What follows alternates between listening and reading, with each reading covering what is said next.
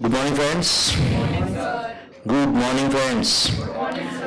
Okay, so last chapter in this comprehensive revision, क्या नाम है? Index numbers. ठीक है? तो we have completed, even though number 17 chapter दिख रहा है, this is the 18 chapter, क्योंकि इस बुक में inequalities and equations को मैंने एक ही नंबर दिया, बराबर है ना? तो हमने 17 चैप्टर्स इस बैच में कंप्लीट किए इन दीज 42 लेक्चर्स, बराबर है ना? This is 43rd lecture and 42 lectures में हमने इतने चैप्टर्स कंप्लीट किए एंड मेरे ख्याल से अभी आपके पास जो पूरा बुक है वो कंप्लीट है, खुद लिखा हुआ है ना? मैंने जो लिखा था और जो ब्लैंक छोड़ा था करीबन 50-50% है, नहीं इनफैक्ट 50% से ज्यादा तुमने ही कंप्लीट किया, बराबर है? मैंने जो क्वेश्चन दिया था, है ना? पूरा कंप्लीट है क्या? कितने लोगों का पूरा कंप्लीट है बुक? अच्छा, और कुछ लोगों में बाकी है, वो कब होने वाला है? आज हो जाएगा, ठीक है।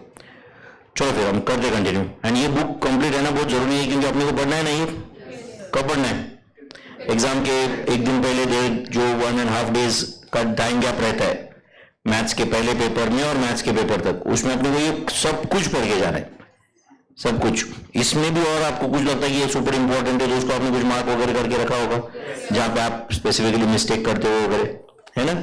तो चलो लास्ट चैप्टर इंडेक्स नंबर्स, ठीक है? कंपैरेटिवली स्मॉलर चैप्टर है, आप भी जानते हुए। ओके, क्या होता है ये इंडेक्स नंबर? एक आधा इंडेक्स नंबर का एग्जांपल बताओ क्या होता है?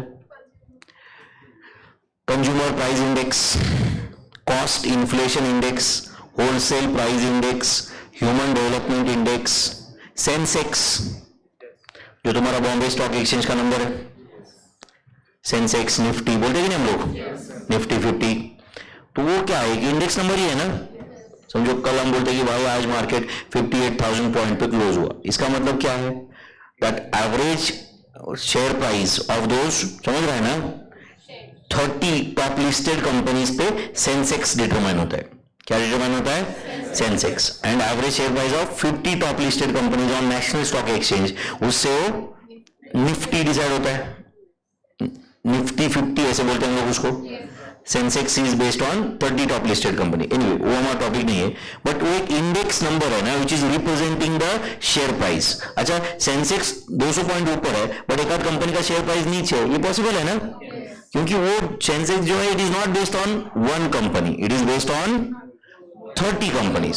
सेंसेक्स इज 30 कंपनी, 30 बट सारे सेक्टर के अलग अलग 30 कंपनीज है। तो जनरली जब सेंसेक्स ऊपर है तो हम क्या बोलते हैं? मार्केट ऊपर है, तो ओवरऑल सारी कंपनी की प्राइसेस ऊपर जाते हैं, तो ओवरऑल करेक्ट है कि नहीं? Yes. Inflation index, cost inflation index लोग बोलते हैं ना आजकल, क्या महंगाई बढ़ गई है। पर्टिकुलरली लास्ट के 7-8 मंथ्स में आपको भी ऐसा फील आने लग गया है कि नहीं? पहले भी रहता था ऐसे, बट लास्ट 7-8 मंथ्स में ऐसे बहुत ज्यादा ही फील आने लग गया लोगों को कि बहुत ही महंगाई बढ़ गई। अचानक से जो 7-8 हजार रुपए पुणे में आपको अगर आप लाते थे तो महीने भर का एक 10,000 रुपए में काम होता रहेगा पहले। अचानक से ऐसे बहुत सारे लोगों को फील आने लगा कि भाई 10,000 में कुछ भी नहीं हो रहा है, इधर कम से कम मुझे 13-14,000 चाहिए। करेक्ट और नॉट? क्योंकि चाय पिया राइट, उसका प्राइस बढ़ गया, कहीं नाश्ता कर लिया, कहीं खाना खा लिए, बराबर है नहीं? ऑलमोस्ट हर चीज का, एक सिंपल नोटबुक लिए, पेन लिए, हर चीज का प्राइस बढ़ गया, हर चीज का प्राइस बढ़ गया। करेक्ट और नॉट? सिंपल है, और ये और बढ़ने वाला है मेरे ख्याल से। तो इंटरेस्ट रेट बढ़ चुके बैंक के, अभी दिवाली में वो ST सबका फेयर बढ़ा रहे, महाराष्ट्र स्टेट इलेक्ट्रिसिटी बोर्ड अब इलेक्ट्रिसिटी के रेट बढ़ा रहे हैं, समझ रहा है? ये फर्नीचर वगैरह के रेट ऑलमोस्ट डबल हो चुके हैं, ऑलमोस्ट।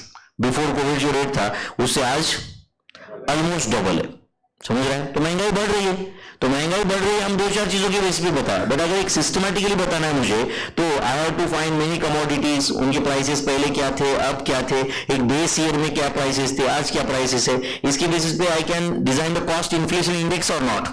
तो इंडेक्स नंबर क्या होता है? पढ़ो प्लीज, डेफिनेशन पढ़िए। Often we encounter news of price rise, GDP growth, production growth etcetera. It is important. GDP मतलब gross domestic product, GDP like national income, समझ रहे हैं ना? It is important for students of chartered accountancy to learn techniques of measuring growth और rise और decline of various economic and business data and reporting it with the help of index numbers, with the help of index number. तो definition of index number दिया हुआ है, क्या difference, ये पढ़ना पड़ेगा बच्चों, एक आध एमसीक्यू इसमें से आ सकता है, इसलिए लिखा है मैंने. Index number is a ratio or average of ratio of prices, quantities, values where two or more time periods are involve, one of which is the base period. इसको अंडरलाइन करो, one of which is the base period. हम comparison base period के साथ करते हैं. And the value of base period time serves as a, बोलो, standard point for comparison. Base time जो रहता है, base time period, it serves as a, बोलो, standard point for comparison. Standard point for comparison. And हो सकता है कभी आपने इकोनॉमिक्स में वगैरह पढ़ा रहेगा, जिस साल के साथ भी हम कंपेयर कर रहे हैं, that should be preferably a year in which major economic fluctuations have not taken place. Major economic fluctuations have not taken place. अब जैसे देखो, अब समझो तुम, मैं मेरा इनकम कैलकुलेट करूंगा मैं कोई भी साल का, तो मैं 2020-21 के इनकम के साथ कभी कंपेयर नहीं करूंगा. समझा क्या? क्यों कभी कंपेयर नहीं करूंगा? क्योंकि 2020-21 के साथ कंपेयर कर लिया ना बच्चों, तो मुझे हमेशा लगेगा कि मैं बहुत ज्यादा कमा रहा हूं. यस और नो? मुझे हमेशा क्या लगेगा? पैसा पैसा और अपने पास. किसके साथ कंपेयर करोगे? 2021. क्योंकि 2021 में क्या था? कोविड, क्लासेस बंद. समझा या नहीं? वो लाइव क्लासेस, मतलब वो फेस टू फेस से लाइव स्ट्रीम में जाने के लिए हमको खुद को समझे 4 महीने लग गए. 4-5 महीने तो इसमें लग गए हमको. ये कैसे करते हैं, क्या करते हैं, ये भी ऐसा नहीं है ना कि भाई फेस टू फेस मतलब तुरंत दूसरे दिन लाइव स्ट्रीम है या नहीं. स्टूडेंट, सीधी सी बात है, इंटरनेट कनेक्टिविटी, कौन सा आप डाउनलोड करना है, ये लोगों को कम्युनिकेट कैसे करने का अपने घर में बैठ के, बहुत सारे इश्यूज थे ना, राइट. अब ये धीरे धीरे करके अभी आज हम लोग एकदम कंफर्टेबल पोजीशन में आ गए. करेक्ट है कि नहीं? अभी आफ्टर कोविड एरा क्लासेस का, राइट, पूरा तरीका चेंज हो चुका है. अभी देख रहे हो, करेक्ट और नॉट? हमारे जमाने में हम लोग ऐसे एक क्लास मिस होने वाला मतलब फिर वो उसका नोटबुक कंप्लीट करो, कैसे ये वो. आज तो स्टूडेंट को पहले दिन एडमिशन लेते हुए पूछता है, अगर मैं नहीं आया तो बैकअप. अच्छा, बैकअप भी देख नहीं पाया तो, है कि नहीं? स्टूडेंट पूछता है यहाँ पे. फिर हम लोग बोलते हैं हाँ सरकार बोलो, फिर मैं, है कि नहीं? फिर उसको मैं, हाँ बैकअप भी नहीं देखा तो, हाँ सरकार कुछ नहीं हुआ तो मैं लास्ट में आपके घर पे आ जाऊंगा. पढ़ा है कि नहीं? स्टूडेंट का हाँ फिर भी अगर मुझे ध्यान नहीं रहा, देना रहा तो.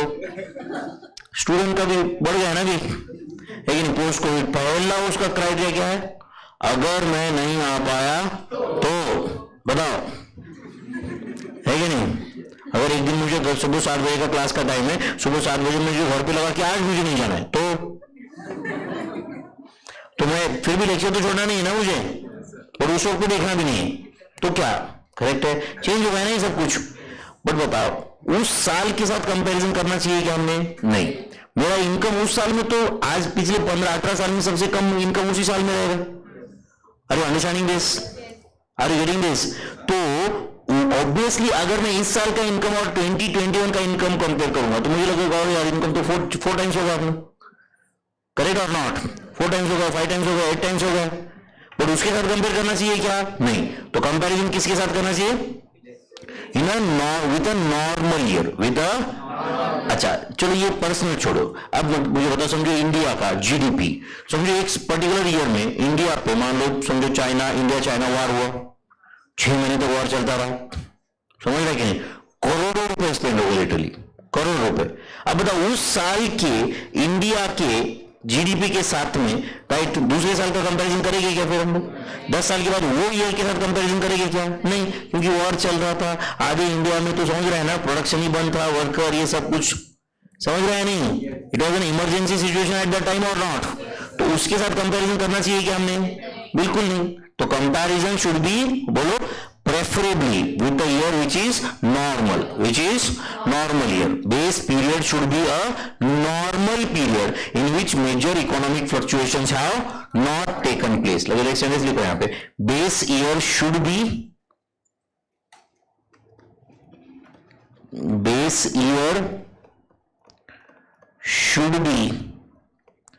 a normal year. Base year should be a normal year in which which major economic fluctuations have बोलो not taken place. Base year should be बोलो preferably a normal year.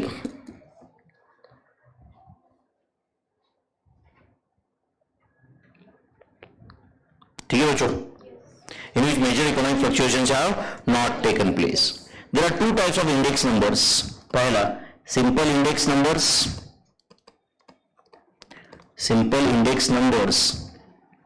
and दूसरा composite index numbers. Simple index numbers and कौन से composite index numbers.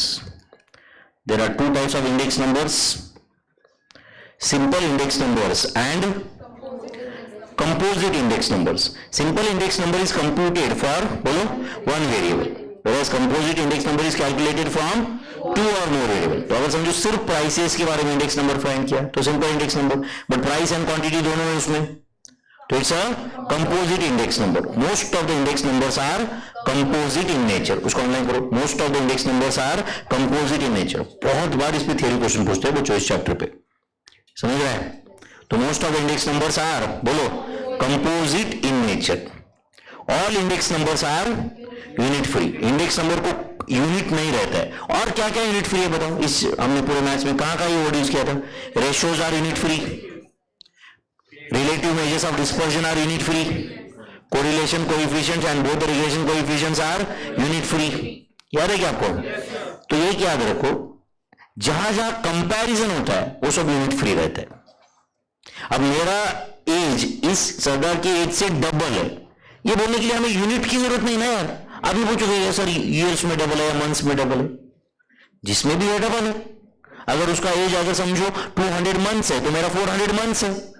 उसका as 20 years है तो मेरा 40 years है. यस और नो? उसका एज 15,000 डेज है तो मेरा अराउंड 30,000 डेज है. करेक्ट और नॉट? जो भी रहेगा कंपैरिजन के लिए यूनिट की जरूरत होती है क्या? नो. तो इंडेक्स नंबर भी कंपैरिजन ही है.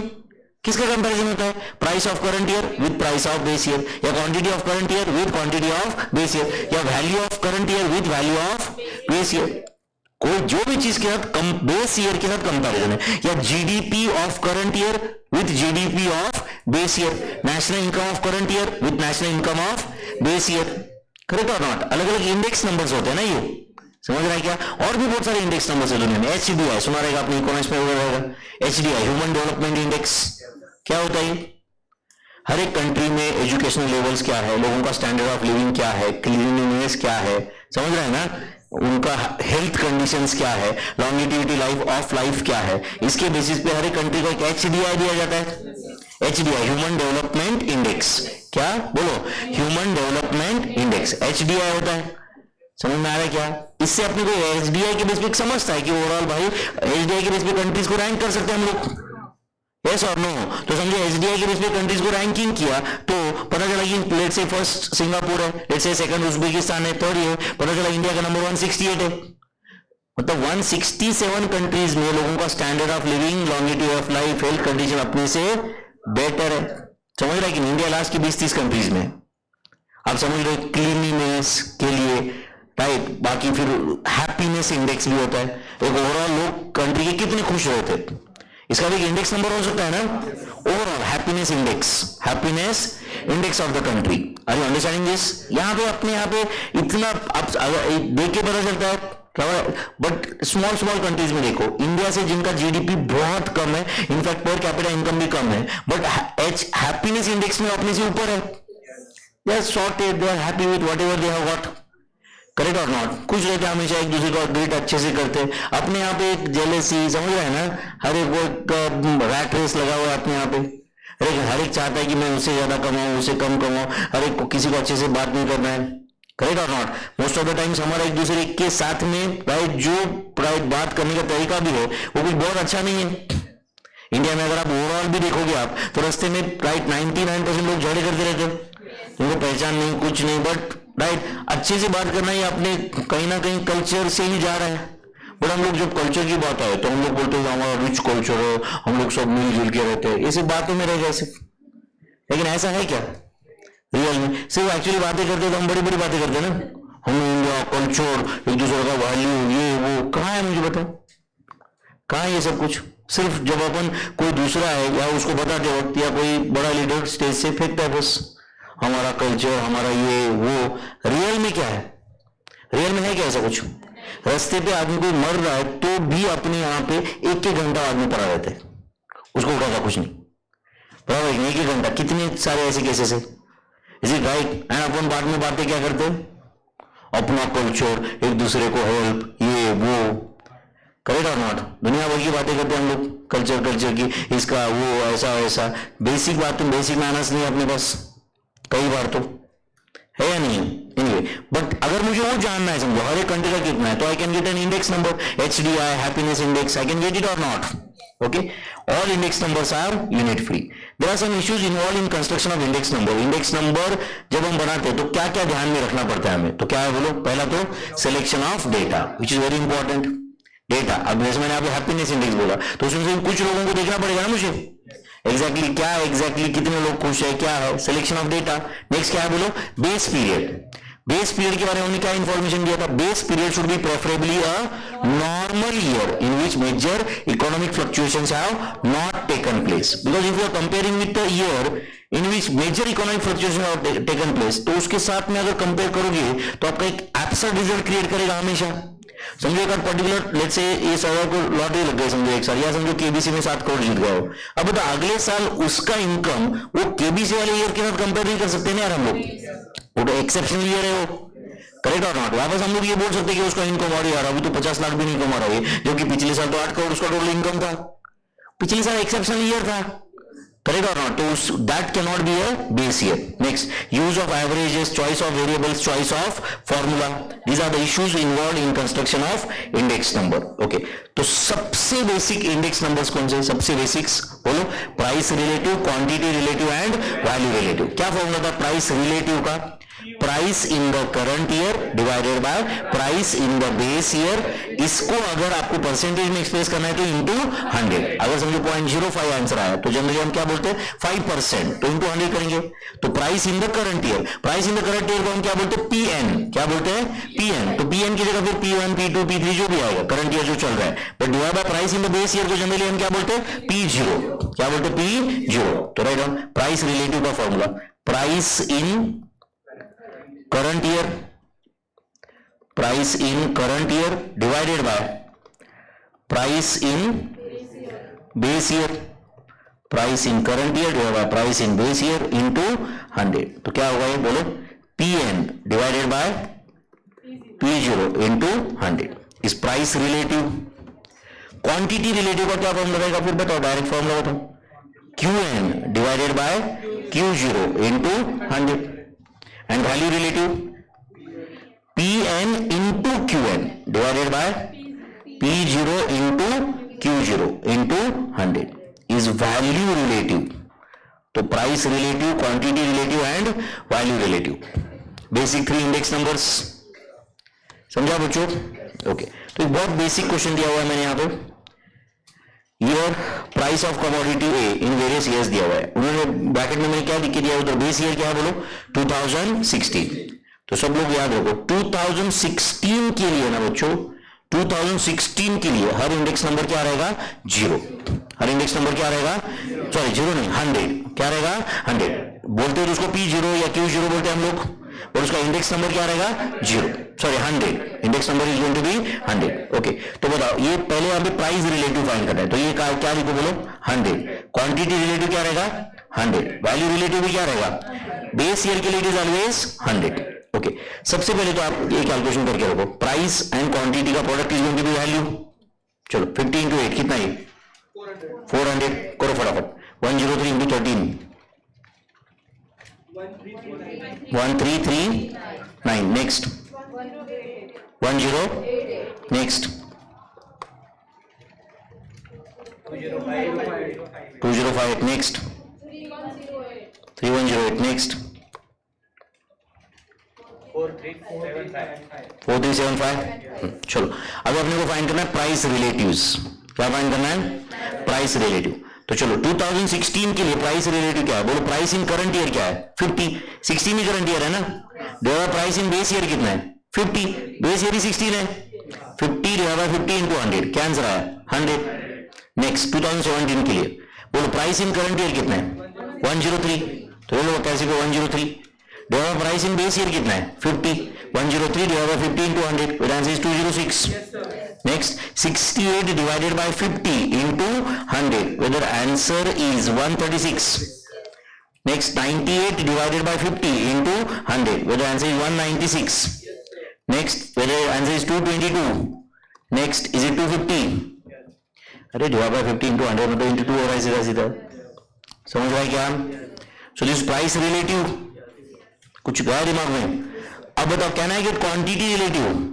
कैसे आएगा क्वांटिटी रिलेटिव? बोलो पहला तो 8 divide by 8 into 100। Next 13 divided by 8 into 100। 13 divide by 8 into 100 बोलो 162.50। ये कौन सा इंडेक्स नंबर है? Quantity index number for 2017 by सबसे बेसिक मेथड। कौन सा? Price relative quantity relative. ये भी इंडेक्स नंबर ही है, उसका नाम है प्राइस रिलेटिव। ठीक है चलो बोलो नेक्स्ट 200 एंड एग्जैक्ट 200। हाँ next 262.50। Next 350। Next 437.50 is quantity index number. सही है बच्चों? एंड अब बताओ वैल्यू इंडेक्स नंबर। अच्छा बताओ what is value in current year? 400। Value in base year 400 into 100। 400 divide 400 into 100। 100 आया। नेक्स्ट नंबर क्या आएगा? कैलकुलेशन के साथ बताओ कैसे आएगा? 1339 divided by 400 into 100। Answer 334.75। Next 1088 divide by 400 into 100। 272 exact. Next 2058 divide by 400 into 100। 514.50। Next 3108 divided by 400 into 100। 777। Next 4375 divide by 400 into 100। 1093.75। 1093.75। समझा बच्चों? बस ये तो बहुत बेसिक चैप्टर है यार, अभी सबको पता है almost we are doing now. सही है बच्चों? अच्छा ये जो सबसे बेसिक इंडेक्स नंबर थे price relatives, quantity relatives and value relatives, ध्यान दे रहे हो? इसका सबसे बड़ा लिमिटेशन है, सबसे बड़ा लिमिटेशन सुन रहे हो कि मेरे भाई? अब समझो मेरे पास कुछ कमोडिटीज है, sugar, rice, biscuit, lights, cameras, computer, तो ये सबके लिए अलग अलग फाइंड करेगा। मतलब शुगर का price in the base year, sugar का price in the current year, sugar का price in the current year divide sugar का price in the base year into 100। But अगर मुझे शुगर, राइस, कैमरा, समझ रहे हैं क्या, कंप्यूटर, ये सबके प्राइसेस करके कंसीडर करके इंडेक्स नंबर बताना है, तो ये रिलेटिव क्या बोलेगा? नहीं भाई मैं कंबाइन नहीं कर सकता। शुगर के लिए मैं अलग से बताऊंगा, कंप्यूटर के लिए अलग से बताऊंगा, राइस के लिए अलग से बताऊंगा। तो अगर हमारे पास 2000 कमोडिटीज है तो 2000 इंडेक्स नंबर प्राइस के लिए मैं क्या करूं उसका? वैसे भी मुझे पिक्चर क्लियर नहीं हो रहा है कि महंगाई बढ़ रही है नहीं बढ़ रही है, तो यस और नो? हजार हजार 2000 इंडेक्स नंबर देखो, क्या मुझे ये जानना है कि भाई एग्जैक्टली क्या हालत है? I want one number, correct. तो इसके लिए क्या निकाला गया फिर? बोलो सिंपल एग्रीगेटिव इंडेक्स नंबर्स। कौन से? Simple aggregative index number. वो क्या करेगा? सीधा सीधा जो भी आप कमोडिटी बाय करते हो सबके prices in the current year का समेशन करेगा। तो summation of P N divide by summation of P0 into 100। ये क्या है आंसर? बोलो simple aggregative price index number. Simple aggregative price index number लिख रहे हो क्या आप? तो जो प्राइस रिलेटिव का फॉर्मूला है उसी तरह से सिर्फ समेशन होगा, summation of Pn divide by summation of P0 into 100। This is simple aggregative price index number. समझा क्या बच्चों? Next simple aggregative quantity index number क्या होगा फिर? Summation of Qn divided by summation of Q0 into 100। Next simple aggregative value index number, summation of P N Q N उस column का summation, समझ रहे हैं ना, divided by summation of P0 Q0 column का समेशन होगा। तुम्हारे पास कमोडिटीज बहुत सारे रहेंगे, जैसे commodity A, commodity B, C, याद आता रहेगा regular batch, A B C, उसके P0 प्राइसेस दिए हुए, Q0 PN QN, तो P0 Q0 कॉलम का टोटल PN QN कॉलम का टोटल, समझ रहे हैं आपको, इस simple aggregative value index number, नाम याद रखा करो। क्या फॉर्मूला है? Simple aggregative price, simple aggregative quantity and value index number का याद रहेगा। Can I say these are फॉर्मूले are just like relatives, only thing is that it will be in total summation. Simple price relative क्या करता है भाई, price of petrol in the current year divide by price of petrol in the base year into 100। But ये क्या करेगा, price of petrol, rice और जो भी कमोडिटीज है अंडर कंसिडरेशन वो सबके प्राइसेस का टोटल करेगा। बट अब प्रॉब्लम क्या रहेगा, शायद इस मेथड का समझता होगा आपको, पेट्रोल का प्राइस पर लीटर है, राइस का पर किलोग्राम है, बनाना का पर डजन है, ये एज इट इज ऐड कर देता है, समझाया नहीं, एज इट इज, एक का पर डजन है, एक का पर लीटर है, एक का पर टन है, समझ रहा है क्या, ये कुछ नहीं, एज इट इज ऐड करेगा। Are you understanding this? तो इसकी वजह से प्रॉब्लम क्या होता है, if I change the unit of measurement, समझो पर यूनिट की जगह जो पर डजन कर दिया तो इंडेक्स नंबर भी चेंज होता है, तो इंडेक्स नंबर भी चेंज जो होना नहीं चाहिए। अब मैं 10 रुपए पर यूनिट बोलूं या 120 रुपए पर डजन बोलूं, बात तो वही है ना, सिर्फ मेरा लिखने का तरीका चेंज हो रहा है ना, I am changing the unit of measurement, but if I change the unit of measurement index number also changes, if I change the unit of measurement index number also changes. इसलिए हम बोलते हैं ऐसे कि simple aggregative index number do not satisfy unit test of index number, do not satisfy unit test. What is unit test of index numbers?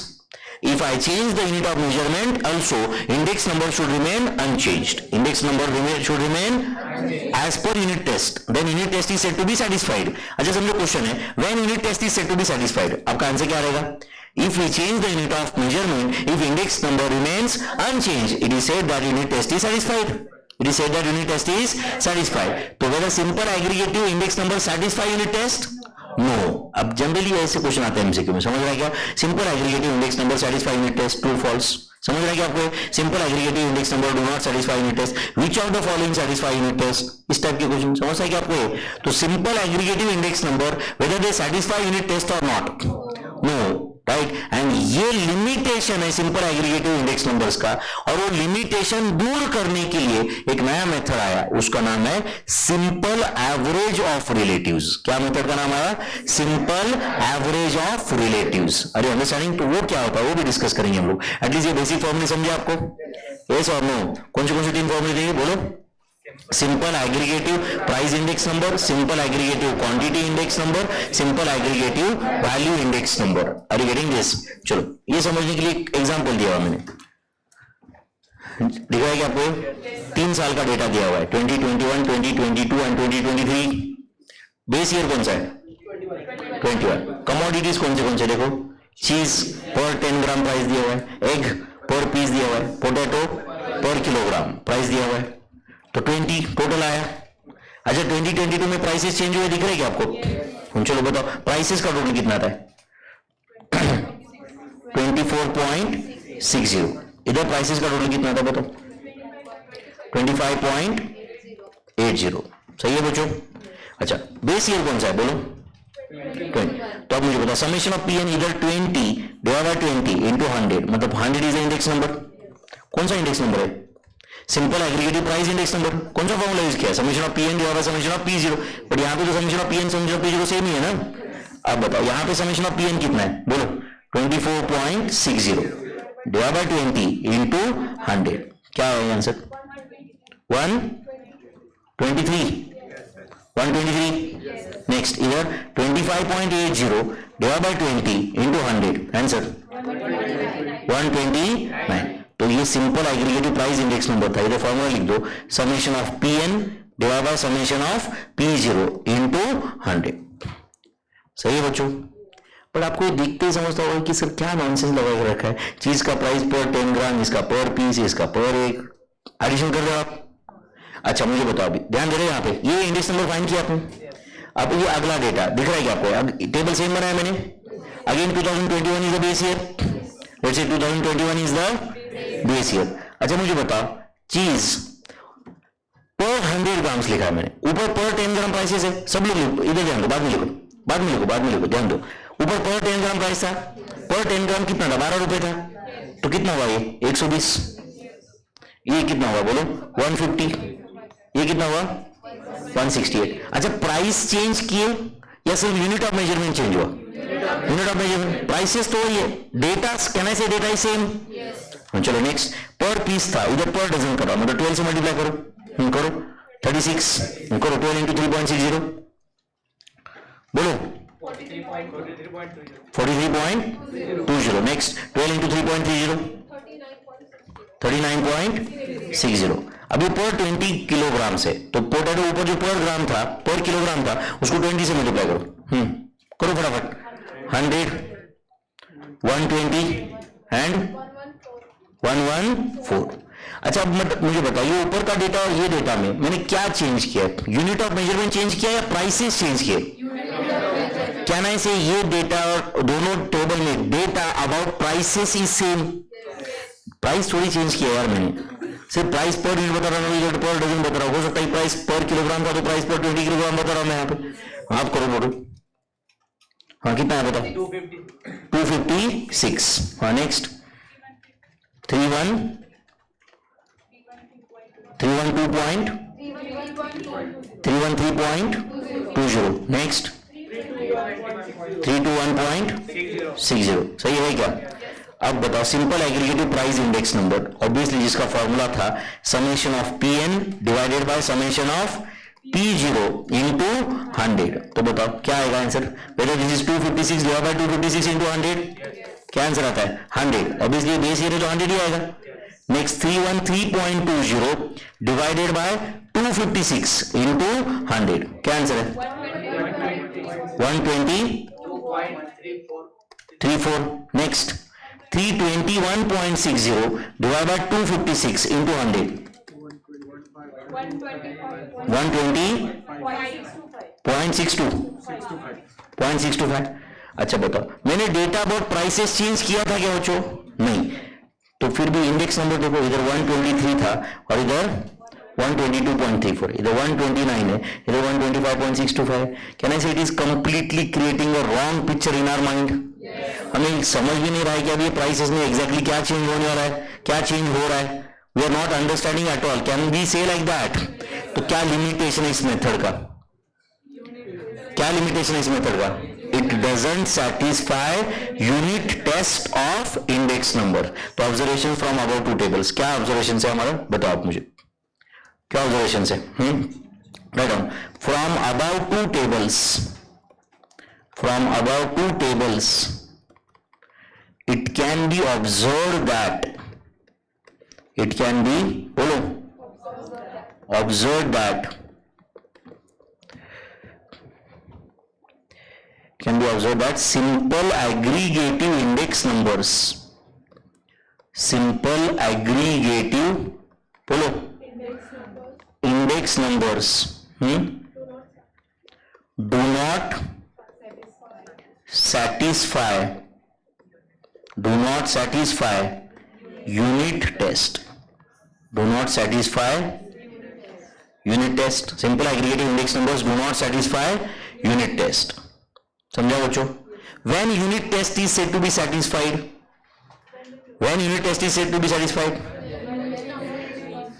if index numbers बोलो do not change in spite of change in unit of measurement, it is said that unit test is satisfied। लिखो नीचे, if index numbers do not change, if index numbers बोलो क्या do not change in spite of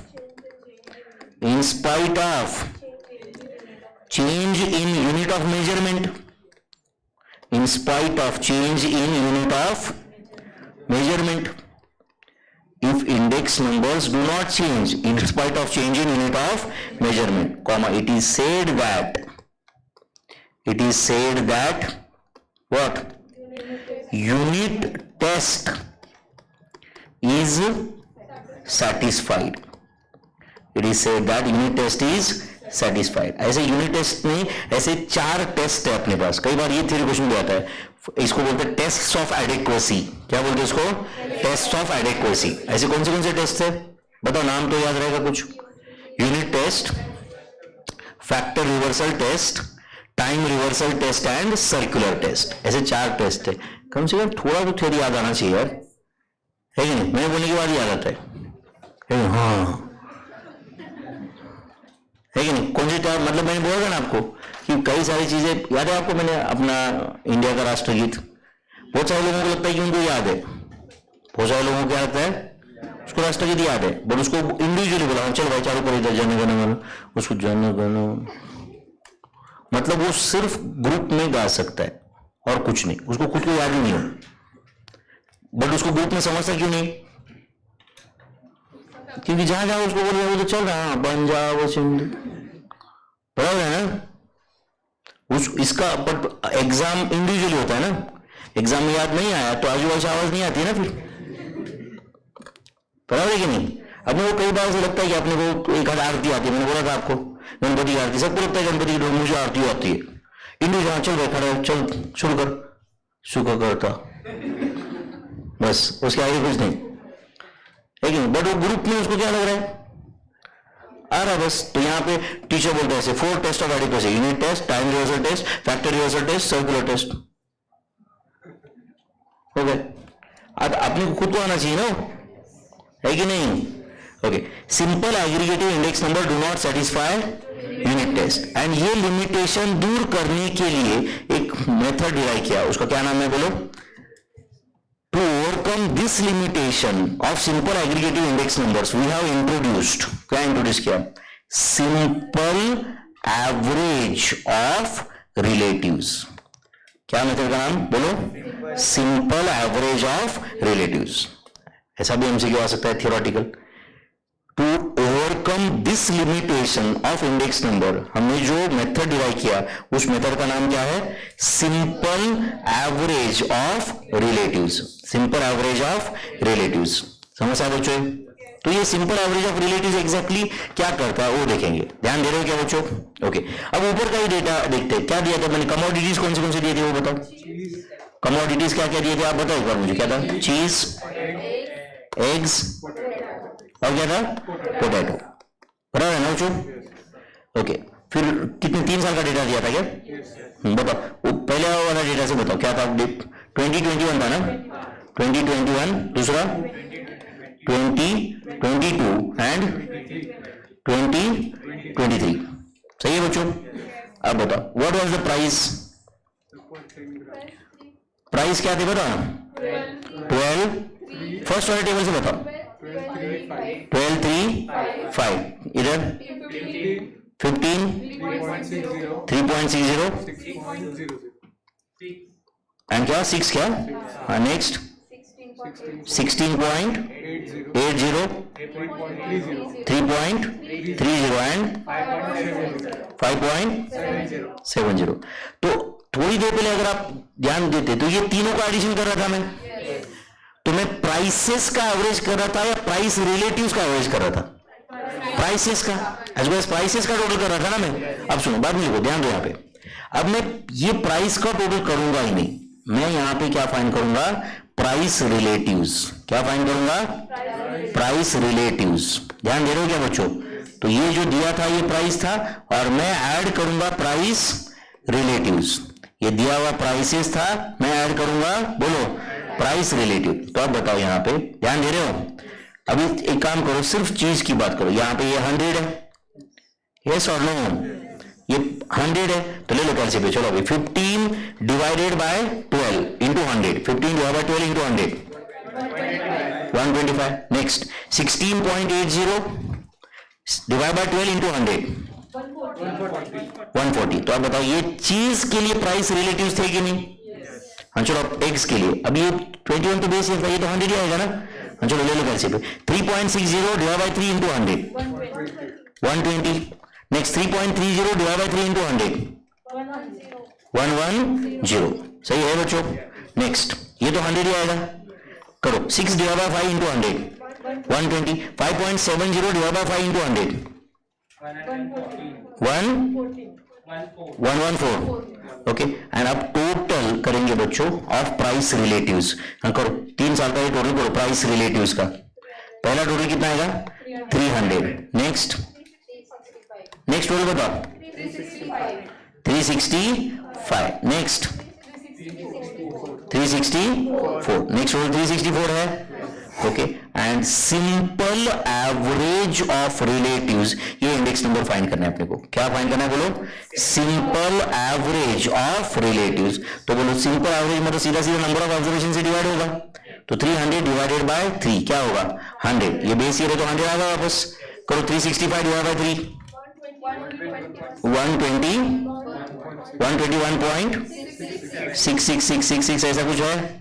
and next 121.3333 ऐसा कुछ है क्या, ये index number से। अब सुन ध्यान से बच्चों प्लीज। अच्छा ये जो इंफॉर्मेशन आपने बताया था मुझे 1235, ये फर्स्ट टेबल से बताया था ऊपर दो में से, या सेकंड टेबल से बताया था फर्स्ट से। अच्छा समझो बाई चांस आपने मुझे सेकंड टेबल से बता होता तो प्लीज ध्यान दो, कंसेप्ट समझो। सेकंड टेबल से बता होता तो ये नंबर क्या होता 120, ये क्या होता 150 और ये क्या होता 168। फिर ये नंबर 100 ही रहता। बट बताओ ये इधर क्या होता 150 का कैलकुलेशन कैसे आता बताओ। 150 डिवाइडेड बाय 120 इंटू 100। नहीं समझा आपको 125 सेम ही रहता ना। ये नंबर क्या था 168 डिवाइडेड बाय 120 इंटू 100। मेरे भाई प्राइसेस चेंज होते because of unit of measurement. Price relative change होता क्या, तो आपने पर किलोग्राम को पर टन करने से भी प्राइस रिलेटिव चेंज नहीं होता है। समझ क्यों, रिलेटिव प्राइसेस है ना ये। यस और नो। वो बोलता भाई देखो 10 रुपए का प्राइस 20 रुपए पर किलोग्राम हुआ, बट यही टन में हो सकता है कि 10,000 का 20,000 हुआ। समझ रहे हैं नहीं। तो 10,000 और 20,000 वो टोटल में तो इंपैक्ट कर रहा था ना, प्राइसेस ऐड कर रहे थे। बट यहां पे हम क्या ऐड कर रहे हैं प्राइस रिलेटिव्स। अच्छा सुनो ये नंबर x का 3 था, बाद में पर डजन था ना, नेक्स्ट टेबल में पर डजन था ना ये, तो इसकी जगह क्या आया था 36। एंड इसकी जगह क्या आया था बोलो 43 पॉइंट समथिंग। तो कर ले लो कैसे 43 पॉइंट जो भी था क्या था 43 पॉइंट डिवाइडेड बाय 36 इंटू 100 क्या आया बोलो 120। देखो यही आया ना। मतलब कहना है तुमने यूनिट ऑफ मेजरमेंट चेंज भी किया तो भी प्राइस रिलेटिव वही आएंगे। कहना है तुमने यूनिट ऑफ मेजरमेंट चेंज भी किया तो प्राइस रिलेटिव्स वही आएंगे। तो price simple average of relative same आएगा ना। तो ये मेथड डिराइव क्यों हुआ वो बताओ मुझे। ये आया क्यों method, to overcome the limitation of simple aggregative index numbers. Simple aggregative index number का क्या लिमिटेशन था, it doesn't satisfy unit test. Unit test satisfy नहीं करता है मतलब क्या, if we change the unit of measurement index number also changes. But हमें नहीं चाहिए इंडेक्स नंबर चेंज हो रहा है, यूनिट ऑफ मेजरमेंट चेंज हो रहा है मतलब क्या, समझ रहा है या नहीं। तो इसलिए सिंपल एवरेज ऑफ रिलेटिव आया। बट इस मेथड का भी एक सीरियस लिमिटेशन है। No doubt it satisfies unit test, it satisfies unit test. simple average of relatives satisfy unit test, but इस एक सेंटेंस लिखो नीचे, simple average of relatives satisfy unit test. simple average of relatives satisfy बोलो simple average of relatives बोलो satisfy unit test, satisfy unit test. Simple average of relatives satisfy unit test. तो at least unit test satisfy कर रही है। But इस method का भी एक सीरियस लिमिटेशन है। सुनो पहले से सोचते हुए सबसे पहले इंडेक्स नंबर कौन से देखे हम लोग, प्राइस रिलेटिव्स क्वांटिटी रिलेटिव। उसका क्या लिमिटेशन था, मल्टीपल कमोडिटी आ गए, वो बोल रहा मैं हर कमोडिटी का सेपरेट इंडेक्स नंबर देता हूँ। फिर हमने बोले भाई हमको एक ही इंडेक्स नंबर बता, 1000 चीजों के लिए 1000 इंडेक्स नंबर नहीं चाहिए हमको। फिर क्या आया सिंपल एग्रीगेटिव। सिंपल एग्रीगेटिव का क्या लिमिटेशन था, do not satisfy unit test। Unit of measurement change किया, पर डजन को पर यूनिट कर दिया, इंडेक्स नंबर चेंज हो रहा है। हम बोल रहे भाई ऐसा मत कर, है कि नहीं, यूनिट ऑफ मेजरमेंट चेंज करके इंडेक्स नंबर चेंज हो रहा है तो हम कैसे समझे। फिर उसने बोला ठीक है भाई सिंपल एवरेज ऑफ रिलेटिव ले लो, फिर simple average of relative at least it is satisfy unit test. But इसका लिमिटेशन अब क्या है सुनो, सिंपल एवरेज ऑफ रिलेटिव्स का सुन रहे हो क्या। मैंने यहाँ पे 3 कमोडिटीज लिए थे, बोलो क्या को एग्स पोटैटो चीज ऐसे लिया था ना, कुछ ऐसे बहुत सारे, मतलब ऐसे एक्चुअल मैंने तो 3 लिए थे, एक्चुअल में तो 100 200 300 कमोडिटीज रहेंगे ना। अब मुझे बताओ, समझो मुझे सिर्फ एक जानना है कि महंगाई बढ़ रही है कम हो रही है, ये जानना है। ध्यान दे रहे हो क्या, ध्यान दे रहे हो क्या। समझो नोटबुक्स के प्राइस बढ़ रहे, नोटबुक के प्राइस बढ़ रहे, ध्यान दे रहे हो? मिल्क का प्राइस बढ़ रहा है, मिल्क का प्राइस बढ़ रहा है, ब्रेड का प्राइस बढ़ रहा है, राइस का प्राइस बढ़ रहा है, व्हीट का प्राइस बढ़ रहा है, डायमंड के प्राइस कम हो रहे, सुन रहे हो क्या? चॉपर हेलीकॉप्टर्स के प्राइस कम हो रहे, फॉरेन ट्रैवल्स समझ रहे हैं ना, एयर टिकट वगैरह इसके रेट कम हो रहे, लग्जरी मोबाइल जो 1.5 लाख 2 लाख का रहता है उसके प्राइस अब 20-25% से कम हो रहे, समझा है नहीं? आप बताओ, समझो मैं एक गरीब इंसान हूं, नॉर्मल लोअर मिडिल क्लास, यानी सरदार मान लो उसके पापा का इनकम 800 करोड़ है, सुन रहे हो क्या? मैं क्या बोलूंगा यार, मैं बोला महंगाई बढ़ रही है, बोला महंगाई बढ़ रही है भाई, अभी सरदार क्या बोल रहे हैं, पागल कहां महंगाई बढ़ रही है, डायमंड सस्ता, हेलीकॉप्टर सस्ता, एयर टिकट सस्ता, सब कुछ तो सस्ता हो रहा है। अब सीधी सी बात है यार, इसके टोटल इनकम का 0.0001% जाता है सब्जी लेने में, मिल्क लेने में, मेरे टोटल इनकम का 80% उसी में जा रहा है, समझ में आ रहा है या नहीं? तो मेरे लिए तो महंगाई बढ़ रही है ना बॉस, तो कौन से चीजों की प्राइस बढ़ रही है और किसका प्राइस कम हो रहा है, ये मैटर करता है कि नहीं? बट ये जो मेथड है ना बच्चों, ये सबका इंडेक्स नंबर 100 डाल देता है बेस ईयर में, एंड फिर कैलकुलेट सब बेस ईयर में तो सारी चीजों को 100 करेगा नहीं। इसका मतलब हुआ it is giving equal importance to prices of all the commodities, it is giving बोलो equal importance to prices of all commodities. अब देखो यहाँ पे एग्स का प्राइस बढ़ रहा है, समझो मेरा एग्स का कंजम्पशन हमारे घर पे ही 0 है, हमारे 5 जनरेशन में किसी ने एग्स नहीं खाया, अब सुन रहे हो क्या? तो उस केस में एक्स का रिलेटिव इंपॉर्टेंस तो 0 हुआ ना हमारे लिए, क्योंकि कंजम्पशन ही 0 है। Are you understanding this? Yes और नो? तो कौन सी चीजों का प्राइस बढ़ने से मुझे मैटर करता है? जिसका कंजम्पशन कुछ है हमारे पास सब्सटेंशियल। अच्छा, जिसका कंजम्पशन ही नहीं है उसका प्राइस कम होने से अपने को खुशी भी नहीं होती। अच्छा, कल जाके हेलीकॉप्टर का प्राइस मान लो 600 करोड़ का 500 करोड़ हुआ, अब न्यूज़पेपर पे देख के आप बोलोगे क्या हेलीकॉप्टर सस्ता होगा? आप बोलोगे क्या? आप क्या बोलोगे? हेलीकॉप्टर सस्ता होगा, मुझे क्या करना है भाई, ये तो वैसे भी अपने को नहीं लेना है, सस्ता होने के बाद में भी नहीं लेना है। हाँ, बट आपको दाल के प्राइसेस 60 रुपए के 50 रुपए हो गए, हो सकता है गरीब आदमी बोलेगा हाँ यार बहुत अच्छा हुआ, यस और नो? वो सोचेगा ना। हो सकता है कि रिक्शा ड्राइवर सोचेगा भाई 60 रुपए के 50 रुपए हो गए, मेरा महीने का 100 रुपए बच गया, चलो मैं कम से कम एक मूवी देख लेता हूं। पॉसिबल है ना? उसका महीने का बजट 200-300 रुपए 500 रुपए बच गए, जो अदरवाइज दाल में स्पेंड होने वाले थे, ऑयल में स्पेंड होने वाले थे। करेक्ट और नॉट? पॉसिबल है ना? बट मुझे बताओ, वो वही इंसान कल जाके देखेगा कि डायमंड का प्राइस, ओके, बट डायमंड का प्राइस में 10% गिरावट आ गई, डायमंड की प्राइस 10%, जो डायमंड पहले 3 करोड़ का मिलता था अभी 2.5 करोड़ में मिल रहा है, या 2.70 करोड़ में मिल रहा है, जो डायमंड 3 लाख का था अभी 2.5 लाख में मिल रहा है, उसको खुशी होने वाली है क्या? तो जिस चीज का कंजम्पशन ही नहीं है या यूज ही नहीं है, उसका प्राइस कम होने का ना अपने को खुशी है ना प्राइस बढ़ने का गम है। करेक्ट और नॉट? कंजम तो प्राइसेस, किसके प्राइसेस की वजह से हमारे इंडेक्स नंबर इंफ्लुएंस होना चाहिए, वो डिपेंड करता है क्वांटिटी पे, एंड किसका कंजम्पशन बढ़ने से हमें प्रॉब्लम होता है, ये डिपेंड करता है प्राइस पे, ये डिपेंड करता है। अच्छा समझो, ये सरदार ने, उसके पापा ने पेन लेके दिया उसको 10 रुपए 20 रुपए का, कल जाके समझो घर जाके बोल दिया उसने कि पापा वो पेन लेके दिया था आपने, खो गया मैं पेन, पता नहीं कहाँ रखा था मैंने। क्या बोलेंगे पापा इसके? ठीक है भाई दूसरा ले ले, चल एक काम कर 2-4 पेन ले ले, एक घूम गया था दूसरा ही, मतलब इसको क्या लग रहा है अभी क्वांटिटी का कंजम्पशन 1 का 5 भी हुआ तो पापा ने कोई लोड नहीं लिया। अब समझो कल जाके घर जाके पापा बोल दिया पापा वो बाइक खो गई मेरी, पता नहीं कहाँ लगा मैंने। पापा बोलेंगे यार कोई बात नहीं बेटा 5 रख ले, 5 रख ले, एक हाथ खो गई तो दूसरी यूज कर लेना। समझो ऐसा बाइक खो गई बोलते कैसे होगा, समझ आएगा? समझ आए? सरदार की कान में 5 मिनट आवाज आएगी कुई करके, समझ में आ रहा है क्या? तो बताओ किसका कंजम्पशन मैटर करता है? कंजम्पशन किसका मैटर करता है? बहुत ज्यादा, जिसका प्राइस ज्यादा है। करेक्ट और नॉट? तो कंजम्पशन मतलब सीधी सी बात है, तुम्हारे घर में किसका कंजम्पशन बहुत बढ़ रहा है तो जिसका प्राइस बहुत निग्लिजिबल है। तुम्हारे घर में एक महीने भर में कितने मैच बॉक्स यूज होते हैं बताओ? किसी ने काउंट भी नहीं किया। क्यों नहीं काउंट किया? इतना 50 रुपए में आता रहेगा, वो कौन उसको काउंट करेगा? बट आप बताओ बाकी चीजों, आप हर चीज में इतना ही कैजुअल हो गए, हर चीज में इतना ही कैजुअल हो गया आप, क्यों? अब प्राइसेस मैटर करते हैं ना भाई। अब जिसका प्राइस 500 रुपए पर पीस है, वो तो आप एग्जैक्टली तुम्हारी मम्मी को कंजम्पशन बता रहेगा ना, नहीं भाई इतना जाता है, यस और no?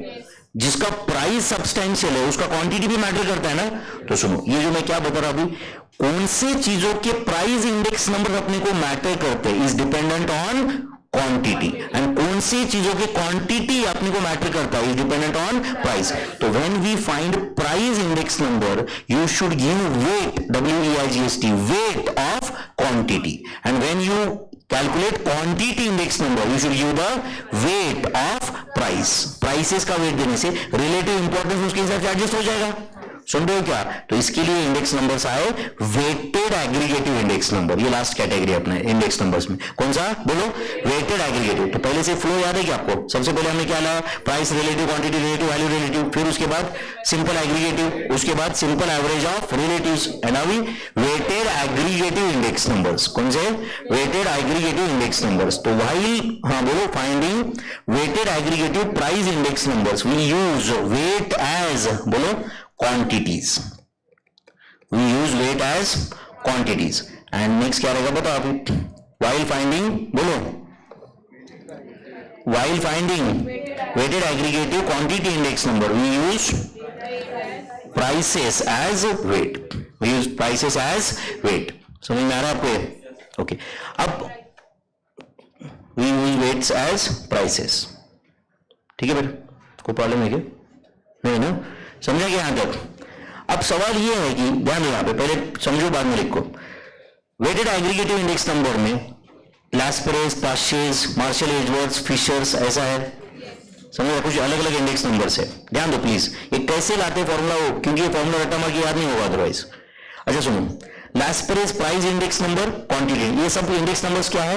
Weighted aggregative index numbers है। ये कौन से? वेटेड एग्रीगेटिव, उधर हेडिंग लिख देना, वेटेड लिखा है मैंने वैसे, वेटेड एग्रीगेटिव इंडेक्स नंबर्स। अभी सुनो, प्राइस इंडेक्स नंबर आया मतलब इतना तो बहुत क्लियर है कि summation of PN divided by summation of P0N। पहले ध्यान दो, बाद में लिखो, फॉर्मूला रट्टा की याद नहीं होगा, कैसे लाते हो समझो। Paasche's index price index number है मतलब ये तो बहुत क्लियर है, summation of PN divide by summation of P0।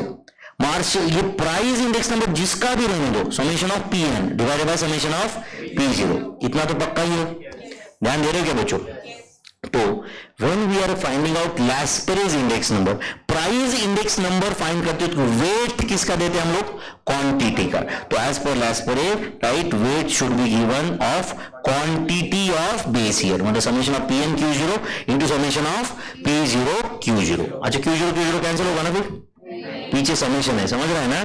PN Q0 वो कॉलम का टोटल, एंड बोलो P0 Q0 ये कॉलम का टोटल, ये जो दिया है इनटू 100 करो, you will get Laspeyres price index, will get Laspeyres price index. Paasche's price index, Paasche क्या करता है? वो बोलता है भाई करंट बेस ईयर का प्राइसेस मत लो, weight should be current year के प्राइस, करंट ईयर का क्वांटिटी, करंट ईयर का। एंड देखो प्राइस इंडेक्स नंबर पे क्वांटिटी वेट है एंड क्वांटिटी इंडेक्स नंबर पे प्राइस वेट है। मैंने आपको मेजर्स ऑफ सेंट्रल टेंडेंसी में बताया था, weight is used to determine relative importance of an observation, याद है क्या? वेट इज यूज्ड टू, बोलो, understand relative importance, relative importance. जैसे मैंने आपको एग्जांपल दिए थे, मैंने मेरे 5 सब्जेक्ट के मार्क्स है, समझो, सुन रहे हो क्या मेरे भाई? समझो मुझे ये दोनों में से एक को अपॉइंट करना है अपने यहाँ पे असिस्टेंट बोल के, समझो इसका टोटल 300 मार्क्स है, इसका टोटल 350 मार्क्स है, प्राइमा फेशिया वो ज्यादा ऊंचा दिख रहा है मुझे, बट समझो मैथ्स में इसको 90 मार्क्स है, उसको 50 मार्क्स है। तो अब बताओ बच्चों, ये तो मैंने देखा ही नहीं था ना, करेक्ट? तो मुझे जानने के लिए मैं क्या करूंगा? मैं मैथ्स को W, एक्स के सामने जो W रहता है वो ज्यादा रखूंगा, एंड जब ऐसा करते ही ये सरदार जी का वेटेड एवरेज ऊपर आ जाएगा एंड वो उसका नीचे चला जाएगा, समझा या नहीं? क्योंकि नो डाउट उसका टोटल ज्यादा रहेगा, बट वो मैथ्स में वीक है, वो मैथ्स में वीक है। तो मेरे I can not give equal importance to all the subjects ना यार, इज इट राइट और नॉट? सिंपल। अभी कल जाके मेडिकल में जाना है आपको, उसका right score of maybe English doesn't matter, score of Sanskrit doesn't matter, तो मेडिकल में जाना है, वो उसका स्कोर कंसीडर कर रहे हैं, फिजिक्स, केमिस्ट्री, बायोलॉजी, 1:1:2 का इंपॉर्टेंस है उसमें, 50-50-100, समझ रहे हैं नहीं?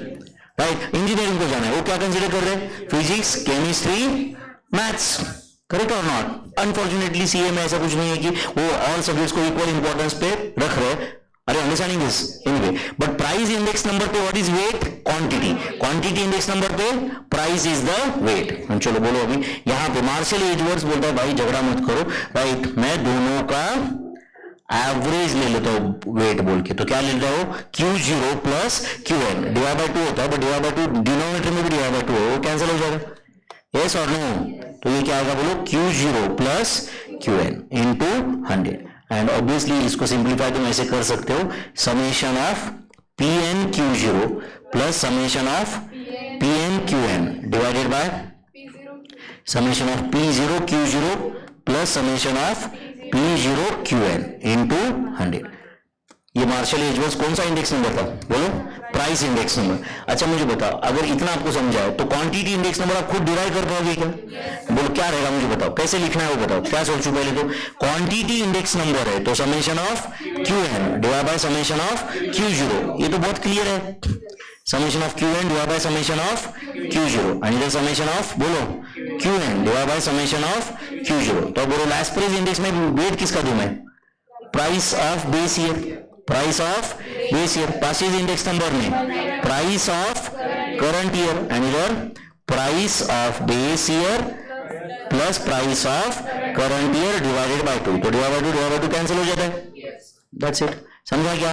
अब बताओ, अगर आप थोड़ा समझ के जा रहे हो कौन सा इंडेक्स नंबर है, क्या वेट है उस पे, तो एग्जैक्टली आपको ये फॉर्मूला टर्म नहीं मारना पड़ेगा ना, समझ रहे हैं या नहीं?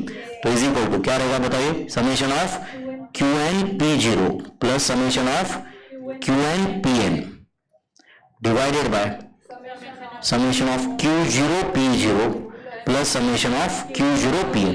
ये सारे इंडेक्स नंबर्स कौन से, वेटेड एग्रीगेटिव इंडेक्स नंबर। आप लिख रहे हो क्या, लिखो weighted aggregative index numbers, Laspeyres, Paasche's, Marshall Edgeworth's, और दो है इसमें, वो फिशर्स इंडेक्स, कौन सा, फिशर्स, एंड कभी बाउलीज इंडेक्स नंबर सुना रहेगा आपने, तो Bowley's index number is arithmetic mean of Laspeyres and Paasche's, and Fisher's index is the geometric mean of Laspeyres and पाशेस।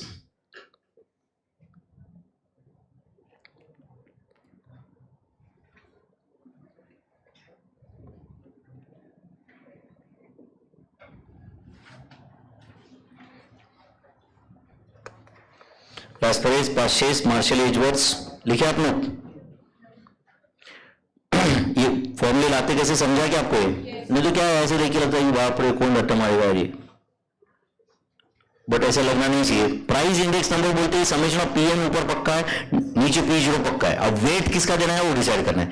Price पे क्वांटिटी का वेट है, क्वांटिटी इंडेक्स नंबर में प्राइस का वेट है, ये भी पता है अपने को। लैस्परेस में वेट किसका होता है, बेस, पाशेस में करंट, मार्शल एजवर्ड्स में एवरेज।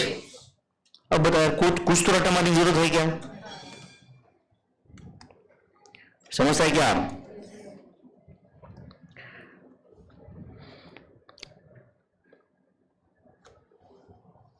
चलो बताओ फिशर्स प्राइस इंडेक्स नंबर क्या रहेगा फिर, Fisher's price index number, it is a geometric mean of Laspeyres and Paasche's index. क्या होता है ज्योमेट्रिक, अच्छा what is geometric mean of XY, under root XY, what is geometric mean of A and B, under root AB, what is arithmetic mean of A and B, A plus B divided by 2, what is harmonic mean of A and B, 2AB upon A plus B, 2 divided by 1 by A plus 1 by B, याद है ना, 2 divided by 1 by A plus 1 by B, जिसको solve करने के बाद आता है 2AB upon A plus B।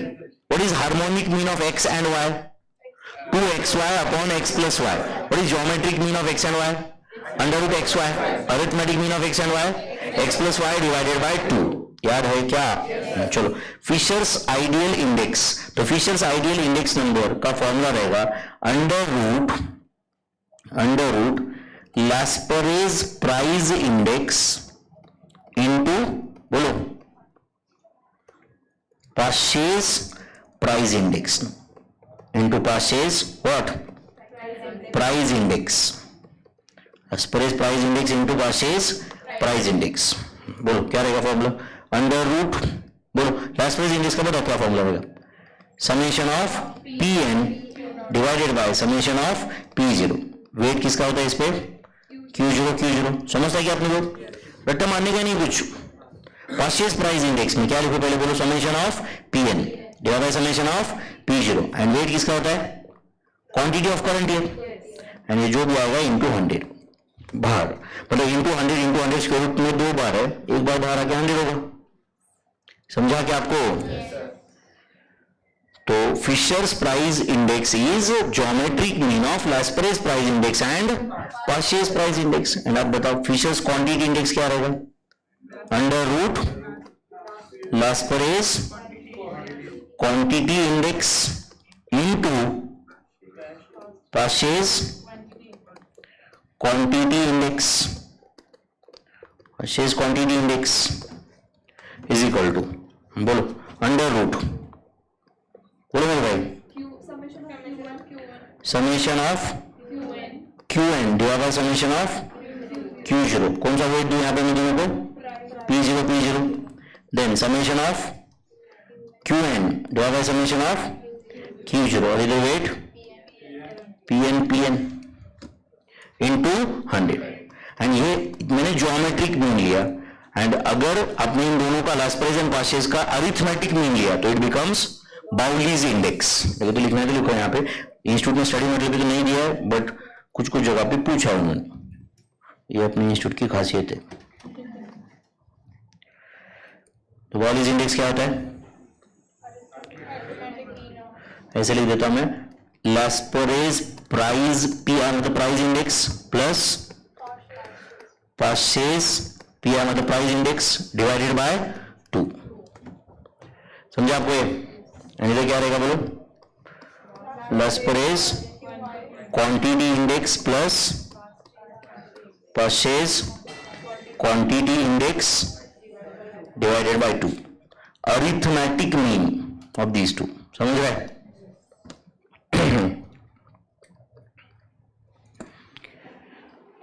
Okay उसके बाद एक सिंपल कंसेप्ट है chain relatives and link relatives, chain relatives and link relative.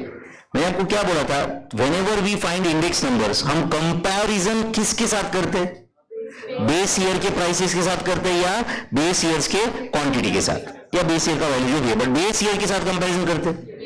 तो सुनो यहां से एक सेंटेंस सुनो, instead of base year if we compare with previous year, every time you compare with previous year we call it as link relative। उसको क्या बोलते हैं हम लोग, link relative। एंड अगर हम लोग अपना ओरिजिनल फॉर्मेट फॉलो किए, मतलब हम हमेशा बेस ईयर के साथ कंपेयर करें, उसको बोलते हैं चेन रिलेटिव। क्या बोलते हैं, चेन रिलेटिव। तो chain relative, base relative, sorry link relative.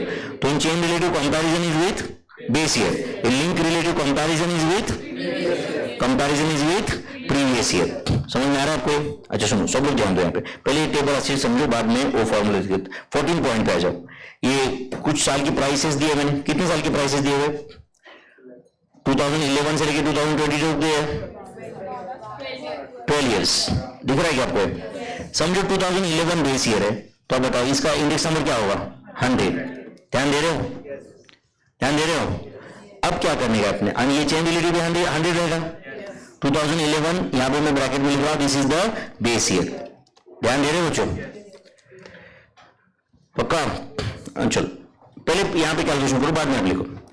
अब मुझे बताओ 60 is the current year price, divide by previous year का प्राइस क्या है, 50। तो 60 डिवाइड बाय 50 इंटू 100, आंसर 120। तो कंपैरिजन मैंने प्रीवियस ईयर के साथ किया। अब 62 is the price in current year, divide bye क्या करोगे, 60। Very good, divide by 60। समझा क्या आपको? क्यों, price in previous year into 100। बताओ आंसर। एक काम करो, मुझे डेसिमल पॉइंट के बाद 4 डिजिट बताओ। 103.333 ऐसा कुछ है। नेक्स्ट 65 डिवाइडेड बाय 62 इंटू 100, 104.8387 के बाद में क्या पाऊं, ठीक है। अगर फिफ्थ डिजिट 5 या 5 से ज्यादा रहा तो ऐड 1 इन प्रीवियस, आपको पता है राउंडिंग ऑफ का rule. Next 70 divide by 65 into 100, 107. Next 111.4285, 4285,786 कर देता अप्रोक्सीमेट, चलेगा क्या? Next 82 divide by 78 into 100, 105.1282. Next, 84 divided by 82 into 100. 102.4390. Next, 104.7619. Next, 90 divided by 88 into 100. 102.2727. Next, 114.4444. Next, 108 divided by 103 into 100. 104.8544 approximately. चलो, ये लिंक रिलेटिव्स थे या चेन रिलेटिव्स थे? ये लिंक रिलेटिव्स थे या चेन रिलेटिव्स थे? Link relative. क्या फॉर्मूला यूज किया आपने? Price in the current year divided by price in the previous year into 100. Price in the current year divided by price in the previous year into 100. Link relative. अच्छा, chain relative में पहला index number 100 ही आएगा. अब next, अभी सिर्फ ध्यान दो यहाँ पे, सिर्फ प्लीज प्लीज प्लीज मुझे बताओ, what is price in current year now? 60 divided by price in the base year 50 into 100. Answer is 120. Next, price in current year बताओ, 62 divided by price in base year 50 into 100. Answer is 124. Yes और no? 124. ध्यान दे रहे हो बच्चों? अच्छा, अब एक मिनट प्लीज ध्यान दो. अब यहाँ पे नंबर क्या आना चाहिए तुम्हारे हिसाब से? 130 आना चाहिए कि नहीं? बट 130 फाइंड करने के लिए हमारे पास और एक तरीका है. ध्यान दे रहे हो क्या? आपने कैसे फाइंड किया था 130 बताओ? 65 डिवाइडेड बाय 50 इंटू 100. ये पूरा इंफॉर्मेशन तुम्हारे पास था, इसलिए तो समझा आपको. 65 डिवाइडेड बाय 50 इंटू 100. बट उसका दूसरा एक फॉर्मूला है, सुन रहे हो मेरे भाई? LR of current year. LR मतलब link relative of current year. ले लो कैलसी पे LR ऑफ करंट ईयर 104.8387 लिया क्या आपने? LR ऑफ करंट ईयर लिया क्या आपने? Into CR of previous year. CR मतलब chain relative of previous year. Previous year का चेन रिलेटिव कितना है? 124 डिवाइड बाय 100 करने का तो भी आंसर आता है 1. तो आपकी कैलसी पे 129.999 रहेगा कुछ तो, बट ये 130 है. इस 130 समझा क्या मेरे भाई? अब ये नेक्स्ट ये नंबर क्या आना चाहिए तुम अपने तरीके से बताओ. पहले 70 डिवाइडेड बाय 50 इंटू 100 140 आना चाहिए. 140 आना चाहिए. अपने पास और एक तरीका है, क्या है बोलो? LR of current year. बोलो LR ऑफ करंट ईयर कितना है? 107.6923 into CR of previous year 130 divide by 100. देखो क्या आंसर है? 140. समझा क्या? एंड अभी जो मैं फॉर्मूला बता रहा हूं यही तुम्हारा ऊपर का पॉइंट है, 13 पॉइंट. देखो 13 पॉइंट देखो, देख रहे हो क्या आप? CR का फॉर्मूला चेन इंडेक्स 13 वाला पॉइंट. क्या फॉर्मूला लिखा है? बोलो चेन इंडेक्स. चेन इंडेक्स मतलब chain relative is equal to, हाँ बोलो, LR of the year into chain index of previous year divided by 100. Divide by 100. याद रखने का चांस है कुछ? LR और CR में बेसिक डिफरेंस क्या है? इन LR comparison is always with previous period and in CR comparison is always with base period. Comparison is always with base period. चलो, will you complete this table now? बोलो क्या next number है? 156 ना. Next 164 168 176 180 206 216. याद रहने का chance है कुछ? ये chain index and link index दोनों का फॉर्मूला समझा क्या आपको? चलो पॉइंट नंबर 13 में वापस आ जाओ तुम. Chain index is equal to लिखा आपने? ओके, उधर यहाँ पे ऐसे लिख देते हैं, let's say chain relative is equal to, लिखो एक नीचे फॉर्मूला उधर 13th में. Chain relative is equal to, समझो हमें प्राइसेस दिए हुए. हाँ चलो बोलो क्या रहेगा?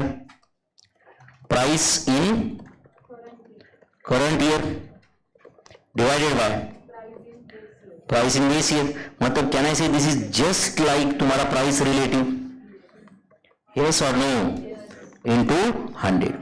And tell me link relative का क्या फॉर्मूला है?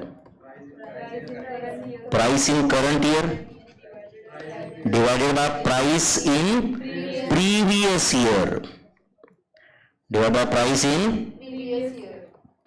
Previous year into 100. Price in current year divided by price in previous year into 100. Link relative and chain relative. समझा क्या बच्चों? अगर आपको LR दिया तो CR फाइंड करके आएगा, फिर CR दिया तो LR फाइंड करके आएगा, आएगा कि नहीं बताओ? अच्छा सुन ध्यान से बच्चों, अगर मैंने ये जो प्राइस समझो मैंने दिया ही नहीं एंड मैंने आपको ये अगला सिर्फ CR का कॉलम दिया तो LR का कॉलम बना हुआ आएगा आपको? कर सकते कि नहीं भाई साहब? सर ये नंबर कैसे, समझो ये इधर का कॉलम मैंने दिया और ये नंबर फाइंड करना था आपने को, तो कैसे फाइंड करेंगे लिंक बताओ? 124 डिवाइड 120 into 100, यस और नो? अच्छा ये नंबर कैसे लाते? 130 डिवाइडेड बाय 124 into 100, यस और नो? एंड अगर आपने को लिंक रिलेटिव दिए तो चेन रिलेटिव आता है, चेन रिलेटिव के बेस पे लिंक रिलेटिव, दोनों सॉल्व कर सकते हैं आप लोग। 13 द्वारा ऊपर का जो फॉर्मूला लिख दिया था, समझा आपको ये? ओके, पढ़ो ये basic theory, limitations of index numbers. अभी कभी ट्रू फॉल्स में वगैरह ऐसे पूछ सकते, अदरवाइज का वो प्रैक्टिकल रिलेवेंस कुछ नहीं। Limitation of index numbers, indices are collected mostly from samples. Obviously data जो हमारे सामने रहता है जिसके बेसिस पे हम इंडेक्स नंबर फाइंड करते हैं वो सैम्पलिंग डेटा रहता है। जैसे अपना न्यूज चैनल में बोलते हैं हिंदुस्तान जानना चाहता है, उनका हिंदुस्तान मतलब सैंपल रहता है 50 लोगों को, बराबर है कि नहीं? Indices are collected most of the time from बोलो सैंपल्स, दे डिपिक्ट ओनली बोलो broad trend and not real picture, and not the real picture. There are many methods बोलो employed from constructing index number. The results give different values and this at a times creates confusion. Correct है? Okay. ये था limitation of index numbers. अच्छा आपको ये economics में terms है क्या ऐसे रियल एंड नॉमिनल, ऐसा कभी है क्या ऐसे? नहीं, कुछ तो एक बोलो, हाँ ना सुना हुआ लग रहा है, कुछ लोगों को सुना हुआ तो लग रहा है, कुछ लोगों को तो फुल सुना सुना लग रहा है ना, है कि नहीं? ये होलसेल प्राइस इंडेक्स क्या है बोलो? GNP at current prices and real GNP। Okay, अब चुनो ध्यान से, मैं at nominal prices and at real price क्या होता है एग्जैक्टली बताता हूं, सुन रहे हो क्या? एक मिनट, एक बेसिक एग्जांपल लेते। समझो मेरा इनकम है 30,000 पर मंथ, ऐसे एज्यूम करो 30,000 पर मंथ। समझो ये सरदार जी मेरा एम्प्लॉयर है, समझो मैं जॉब कर रहा हूं एंड मेरा इनकम क्या है 30,000 पर मंथ। सुन रहे हो कि मेरे भाई? एंड समझो मैं यहाँ पे पुणे में कहूँ तो रेंटेड प्रीमाइसेस में रहता हूँ, रेंटेड घर में रहता हूँ एंड उस घर का रेंट है 30,000 पर मंथ एंड बाकी घर का खर्चा तो मेरी बेबी कर रही है, तो मैं सिर्फ रेंट ही देता हूँ। सुन रहे हो क्या? तो अब ये घर का रेंट मतलब ऐसे मान लो कि इंडिया की महंगाई है, ऐसे 2 मिनट के लिए मान लो, मतलब इंडिया का क्या करंट प्राइसेस है वो घर के रेंट के बेस पे समझता है, ऐसे मान लो। एंड ये 30,000 ये मेरा इनकम है। अगले महीने में ओके ये सरदार जी ने मुझे बुलाया और बोला विनोद रेड्डी तेरा सैलरी में 40,000 पर मंथ कर रहा हूं, बहुत अच्छा काम कर रहा है तू, कॉन्ग्रेचुलेशन 40,000 पर मंथ। मैं खुश हो गया। तो मेरा सैलरी में ग्रोथ है क्या? कितना ग्रोथ है? 10,000, मतलब 33 1/3% ग्रोथ है मेरी सैलरी में। 33 1/3 मतलब अगर मेरा पहला का सैलरी 100 पकड़ा आपने तो अब कितना है? 133.33333 इंडेक्स नंबर के फॉर्म में यार, यस और नो? तो मेरा सैलरी 100 का 133 हुआ ना, तो कहना है this is as good as wholesale price index, मतलब महंगाई, sorry this is as good as मेरा इनकम। ये किसका है बोलो? विनोद रेड्डी का इनकम। कितना हुआ? 100 से लेके 133 हुआ ना, हुआ या नहीं? 30,000 पर मंथ क्या था मेरे भाई? ये रेंट था ना, रेंट था ना। मैं घर पे गया, वैसे मैं खुश था थोड़ा, 40,000 पर मंथ मेरा सैलरी हो गया ना। घर गया मैं और मैं लैंडलॉर्ड ने बोला कि भाई अगले महीने से तेरा घर का रेंट होगा 45,000। मैं बोला कि 45,000 क्यों यार इतना? वो बोला कि ये एरिया का अभी रेंट 45,000 ही है, अगर अफोर्ड नहीं कर सकता तो तू जाके कहीं तो लोअर स्टैंडर्ड एरिया में जाके रहे भाई अपने अपने औकात के हिसाब से। इस एरिया में ये घर का रेंट कितना है अभी? 45,000। बताओ भाई, मेरा सैलरी तो बढ़ा था। अब बताओ क्या ना दिस होलसेल प्राइस इंडेक्स जो है वो 100 का लेके 150 हुआ एज गुड एज, यस और नो? 150 हुआ ना मेरे भाई, आर यू गेटिंग दिस? तो अब बताओ मेरा सैलरी में ग्रोथ है या नहीं है? तो in nominal terms there is a growth of 10,000 but in real terms there is no growth. In real terms there is no growth, क्योंकि जो रेट से मेरी सैलरी बढ़ी है उससे ज्यादा रेट से महंगाई बढ़ी है, तो मेरा परचेसिंग पावर तो सेम रहा ही नहीं। अरे मेरे भाई पैसा क्या है यार, अदरवाइज कागज ही है ना, उसका परचेसिंग पावर है इसलिए वैल्यू है उसकी, करेक्ट और नॉट। मेरे दादाजी के जमाने के 100 रुपए और आज के 100 रुपए सेम है क्या? समझ रहे हैं ना, वो 100 रुपए के लिए साल भर काम करती थी एक जगह पे, पॉसिबल है ना, करेक्ट और नॉट। उन्होंने 100 रुपए का जो परचेस, आपको 100 रुपए के लिए साल भर, बट 100 रुपए का जो परचेसिंग पावर था आज के 100 रुपए का है क्या? नहीं है, डिफरेंस है ना मेरे भाई, करेक्ट और नॉट। एंड वो 100 रुपए एक जमाना था कि जहां पे मुझे अगर मेरे पापा 100 रुपए देते तो हम लोग रोज स्कूल के इंटरवल में कुछ तो खाते थे, महीने भर का 100 रुपए लगता था। है ना, आजकल 100 रुपए, देखो एक लड़की ने चॉकलेट दिया 100 रुपए का, मुझे याद नहीं अब उसका नाम क्या है ठीक से, समझ रहे हैं क्या? तो 100 रुपए की कीमत आज क्या है ये समझ सकते हो आप? इज इट राइट और नॉट? आते जाते बस उसने दे 100 रुपए का चॉकलेट यार, हम लोग 100 रुपए मतलब क्या थे हमारे लिए, अगर 100 रुपए का नोट देखने के बाद हमको खुशी होती थी ऐसे, समझ रहा है क्या? तो रियल एंड नॉमिनल में फर्क है। तो मेरा सैलरी बढ़ा कि नहीं बताओ मुझे, सैलरी बढ़ा इन नॉमिनल टर्म्स या in money terms, but in real terms there is no growth. तो रियल मेरा सैलरी कितना है अभी ये जानना है, तो मेरा नॉमिनल सैलरी कितना है वो बताओ। हाँ बोलो, 45,000 divided by wholesale price index. अब होलसेल प्राइस इंडेक्स कितना हुआ है बोलो, तो मेरा बोलो रियल में सैलरी कितना हुआ है? 40,000 हुआ है ना, 40,000 हुआ है। तो मेरा नॉमिनल सैलरी मतलब पैसे के टर्म्स में मेरा सैलरी कितना हुआ है बोलो, 40,000। एंड होलसेल प्राइस इंडेक्स कितना हुआ है बोलो, 150 हुआ है ना प्राइस इंडेक्स। अरे 100 का 150 हुआ ना, तो करो कैलसी पे 40,000 डिवाइड बाय 150, 26,667, ऐसा कुछ है क्या? तो मेरा सैलरी पहले कितना था बोलो, 30,000, अब कितना है 26,000। समझ रहा है क्या? मेरा आपको लग रहा नहीं सिर्फ 45,000 हुआ है, अरे बट 45,000 का परचेसिंग पावर उतना ही है जितना अभी पहले, मतलब 45,000 में आज वही चीज आती है जो पहले 26,000 में आती है। मेरा समझ में आ रहा है क्या? तो मेरा रियल टर्म्स में इनकम या सैलरी बढ़ा या कम हुआ? कम हुआ, बट नॉमिनल टर्म्स में बढ़ गया, नॉमिनल टर्म्स में बढ़ गया। सीधी सी बात है यार, समझो इसका इनकम पहले 1 करोड़ था, आज 1.5 करोड़ है, तो 50% से बढ़ा, महंगाई 60% से बढ़ी है हर चीज। अब बताओ इसका इनकम बढ़ा? दिखने के लिए तो 1 करोड़ का 1.5 करोड़ दिख रहा है ना यार, but this is in nominal terms और इन मनी टर्म्स, अब मैं 2016 में 5 करोड़ कमाता था, आज भी 5 करोड़ कमा रहा हूं, तो मुझे लगता है बहुत कम हो गया यार इनकम। और वैसे 5 था, 5 है, फॉलिंग क्या देखो, बट मेरा इनकम सेम नहीं है, देयर इज अ फॉल। क्यों फॉल? क्योंकि जब मैं 5 करोड़ था तब फाउंडेशन का फीस 20,000 था, आज 50,000 फीस होगी भी, अगर उतना ही कमा रहे हो तो there is a fall in income और not. Are you understanding this? ये सिर्फ मनी टर्म्स में बढ़ गया, ये सिर्फ बोलो मनी टर्म्स में बढ़ गया, इन रियल टर्म्स बढ़ा नहीं। तो रियल टर्म्स में तुम्हारा इनकम क्या है वो कैलकुलेट करने के लिए क्या फॉर्मूला यूज करते हैं हम लोग बोलो, रियल जीएनपी मतलब income salary whatever is equal to nominal GNP divided by wholesale price index. तो रियल जीएनपी का क्या फॉर्मूला है बोलो, नॉमिनल जीएनपी मतलब GNP at current prices divided by बोलो होलसेल प्राइस इंडेक्स। कभी वो होलसेल प्राइस इंडेक्स बोलेंगे, कभी कंज्यूमर प्राइस इंडेक्स बोलेंगे, कभी इन्फ्लेशन इंडेक्स बोलेंगे, अपने अपने मूड पे है। एक्चुअली उसमें टेक्निकल डिफरेंसेस है, बट यहाँ पे इंस्टीट्यूट एटलीस्ट फाउंडेशन लेवल पे कुछ ज्यादा लोड नहीं लेते उसका, समझ रहा है क्या?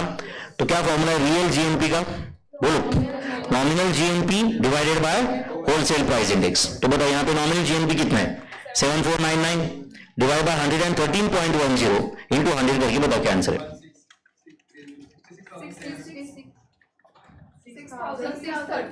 6630 अप्रोक्सीमेटली 0.41 अप्रोक्सीमेटली। चलो बताओ नेक्स्ट 7935 डिवाइड बाय 116.30 इंटू 100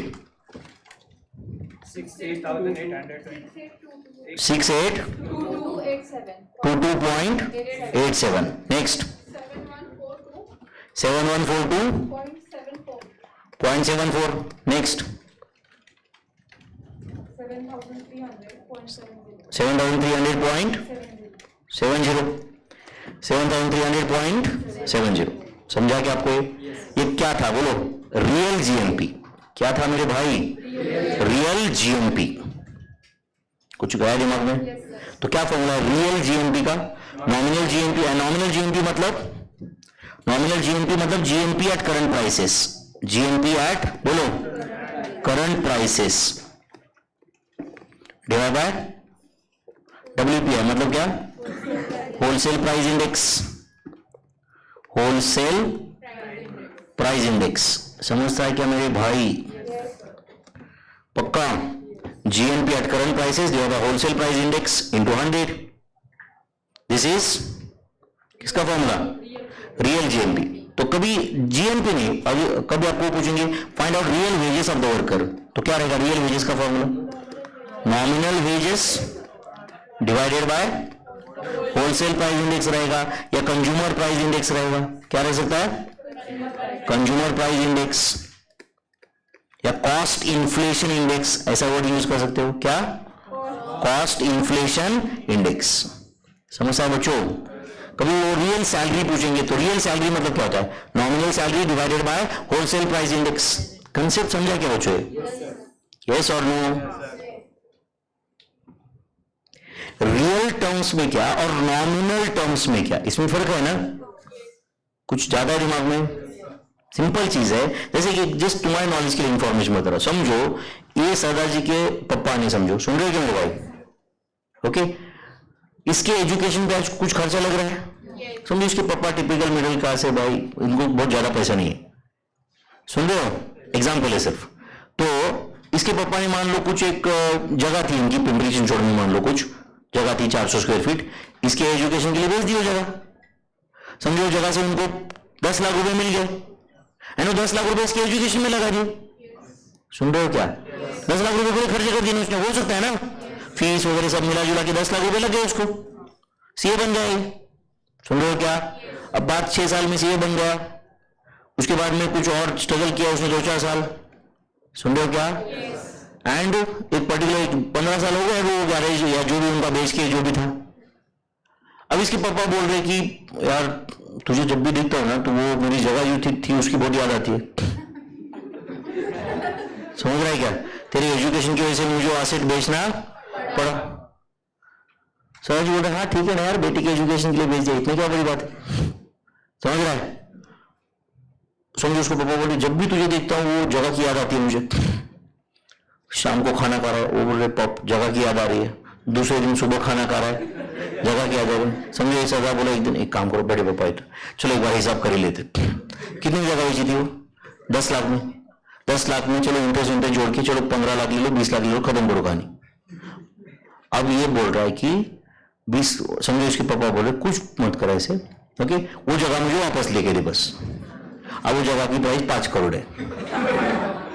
समझ रहा है? तो इसका इन रियल टर्म्स ये पूरा लॉस में है, इसका एजुकेशन वगैरह कमर्शियल टर्म्स में। समझा या नहीं? ये पूरा लॉस में है। ये महीने के, समझ रहा है ना? जब तो सिंपल, बाकी इमोशन छोड़ दो। इसके पापा ने उसके लिए जो जगह बेची वापस नहीं ले सकता, मतलब कमर्शियली तो फेल ही है ना। बाकी नॉलेज वाले छोड़ 2 मिनट के, मैं कमर्शियली बात कर रहा हूँ फिलहाल। नॉलेज मिला, उसका डिसिप्लिन हुआ, उसकी लाइफ सुधर गई, वो अलग अलग, उसका तो हिसाब नहीं रहता फिर कुछ। बराबर है कि नहीं? कमर्शियली तो फ्लॉप शो हुआ ना सब। समझ आया कि नहीं? सीधी सी बात है, क्योंकि उन्होंने जिस एरा में बेचा था, आज समझ रहे हैं ना, प्राइसेस चेंज। अब उसकी प्राइस 5 करोड़ है यार। तो जब तक ये 5 करोड़ पापा को या वो जगह लेके नहीं देता है, तब जब वो जगह लाके देगा ना तब वो 0 पे आया, उसके बाद में कमाई उसकी चालू होगी। आज तो निगेटिव में, आज तो ये निगेटिव में। समझ में आ रहा है क्या आपको? तो रियल टर्म्स नॉमिनल टर्म समझता है क्या? ये पैसा कम आ रहा है बट पैसे की वैल्यू आपको लग रहा है कि 10 लाख से ज्यादा है। 10 लाख से ज्यादा किसके साथ कंपेयर करो वो भी डिपेंड करता है ना। Are you understanding this? तो टाइम वैल्यू ऑफ मनी है ना, तो अभी हर एक का कैलकुलेशन अपना अपना अलग है ना, फिर इसमें ज्यादा है दिमाग में।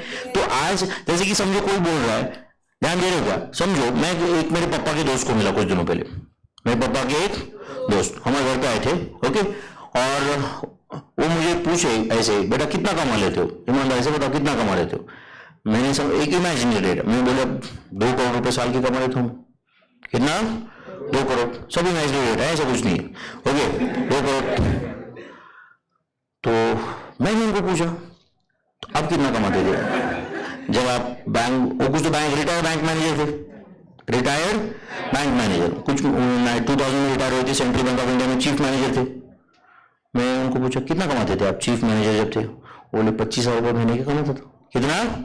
25,000। फिर मैं उनको देखा ऐसे, थोड़ा समझ रहा हूँ, मतलब ऐसे समझता है ना, ऐसा थोड़ा इंफीरियरिटी वाली नजर दे दिया, कॉम्प्लेक्स दे दिया उनको। फिर वो बोले कि कुछ नहीं यार, मैं 25,000 कमाता था महीने के। ओके, जब मैं सेंट्रल बैंक ऑफ इंडिया में चीफ मैनेजर था ना यहाँ पे 20 साल पहले, तब मैंने 2 साल का सेविंग में से ना मैंने एक बंगलो लिया था मॉडल कॉलोनी में। मॉडल कॉलोनी में बंगलो लिया था। तेरे फ्लैट का क्या कीमत है समझ रहे क्या? तो उन्होंने 2 साल के सेविंग में मॉडल कॉलोनी में घर लिया था जिसका आज प्राइस 12 करोड़ है। एंड मैं अगर वो 12 करोड़ का बंगलो अफोर्ड कर सकता हूं तो ही मैं उनसे ज्यादा कमा रहा हूं। करेक्ट और नॉट? अदरवाइज मैं उनसे कम कमा रहा हूं। इज इट राइट और नॉट? 25,000 को लेके क्या बैठे? उस जमाने की 25,000 और आज का 2.5 लाख है, वो या 3 लाख है, 5 लाख है, 10 लाख है, क्वाइट पॉसिबल। डिपेंड्स तुम किसके साथ कंपेयर कर रहे हो। करेक्ट और नॉट? तुम्हारे दादाजी के जमाने में मेरी दादी बोलती है कि हमारी शादी में टोटल 80 रुपए का खर्चा हुआ था। हमारी शादी में टोटल 80 रुपए का खर्चा हुआ था। उस जमाने का ग्रैंड मैरिज किया था हमने, उस जमाने का ग्रैंड मैरिज, पूरा गांव आया था जो खाना खाने के लिए। 80 रुपए थे चॉकलेट। आजकल मैं 100 रुपए अपने बच्चों को, 2.5 साल के बच्चों को देता हूं ना तो मुंह पे फेंक के मारता वापस। मतलब 500 के नीचे तो मैं छूता भी नहीं। पप्पी विप्पी तो बहुत दूर की बात है। मैं उसको बोला 500 रुपए दे, एक पप्पी दे दे, नहीं बोलता है कि 2000 के नीचे तो मैं बात भी नहीं कर रहा, पप्पी तो बहुत दूर। समझ रहा है क्या? ये सिंपल चीज है ना यार। Value of money has changed और नॉट? पैसा आज का 500 रुपए 1000 रुपए का value has changed to a large extent और नॉट? हमें लगता है कि 2000 में आता क्या है, बहुत बड़ा सवाल है नहीं भाई। कुछ जमाना हमारे, मैं एक्चुअली याद है मुझे, मैं अगर पुणे में यहाँ पर आता था, मैंने कि पापा मुझे, मैं और मेरा बड़ा भाई हम दोनों में थे, दोनों में मिलकर 3,000 रुपए देते थे, तो भी उसमें से 400-500 रुपए बचते थे, तो भी उसमें से 400-500 रुपए बचते थे। आप लोग ऐसे कैसे? 600 रुपए मेस था यार उस समय में, दोनों टाइम का खाना 600 रुपए। कॉर्ड बेसिस पे हम लोग रहते थे, उसका 500 रुपए 550 रुपए रेंट रहता था।